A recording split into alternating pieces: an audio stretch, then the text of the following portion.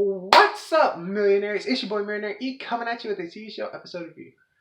Now, the TV show we're going to talk about is Flash Episode 3, Season 8. Now, before I get started, spoiler alert for anyone who's not seen the episode yet, I don't want to spoil it for you. Now, let's get into this episode. So, this is the episode about Flash. And it's where Flash is, talking to Black Lightning. Because Flash, in the last episode, kind of had a mental breakdown and attacked some people. So he's like, I'm a villain, take my powers away. Black Lightning's like, I don't know about that. So they try to do that. They try to take each other's powers away. Black Lightning tries to take away Flash's powers. And while this is happening, Despero is looking for Flash. Though I was kind of a bit confused with that because I'm like, he could not find where Flash was. The only thing was Cecile had to have a help from another psychic to find Flash. So which led Despero to come and follow Flash, come to the JLA and ended up trying to take Flash down, but Black Lightning, intervenes. But the thing about it is before that actually happens, Iris is like, I think Joe did not die. And I want to find out why. And that leads Cecile to kind of get really, really emotional, where she's kind of like, how dare you bring that up? How dare you bring that evidence up? He is dead and you're going to bring that up. So she just goes off on him. And we later find out that basically Cecile has been suppressing a lot of pain that she's had because, that is her husband.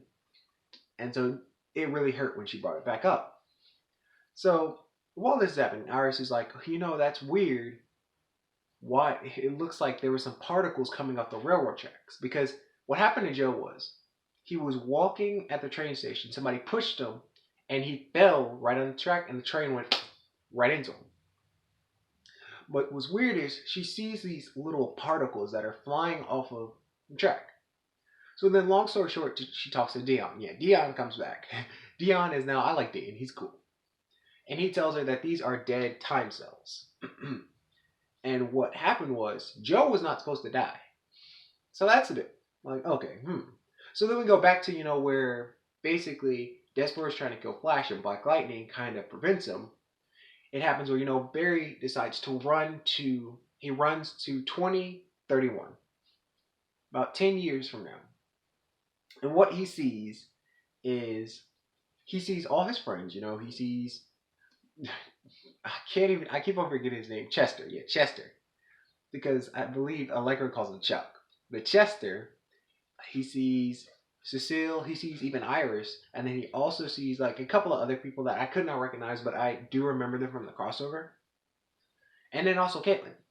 So, they're there, and we have this guy talking, and he's like, oh, it's been such a wonderful day being here with you guys, and da-da-da-da-da. Speaking, he's talking a lot. Now, what we recognize his voice, and he's none other to be Harrison Wells, the Reverse Flash.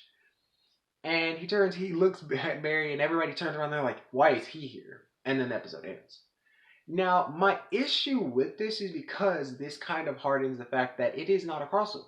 Because the reason why is I'm like, there were so many different crossovers, and even like the last crossover, it was like a long time ago. It was brain controlling aliens. And from what I see, it's like a crossover. It's like this villain is the like omnipotent. There's no other person that's kind of, this is nobody's villain. Like for etc., like the Anti-Monitor. The Anti-Monitor was not limited to anybody. He was nobody's villain. He wasn't Black Lightning's villain. He wasn't Arrow's villain. He was just the Anti-Monitor. He was the evil guy that they had to take out. And that's what I had a problem with, is because with Flash, I'm like, first of all, we haven't really seen that many of the crossovers, because like we saw Black Lightning in this episode. He appeared in the last part of the last episode, and then in the first episode, Ray Palmer comes in, and then immediately is gone. So I'm like, that's first thing, but I'm like, it hardens the fact because it's like, they're using Reverse Flash as the villain. And I'm like, literally, Despero could have been a really good villain. Like, in this episode, he did some things that you would seem to think that were very villainous. Like, I mean, this man literally mind controlled 2 security guards and made them take out the other security guards. So this man seems like he's leaning on the villain, and I wouldn't have had a problem if it would have been him for the villain.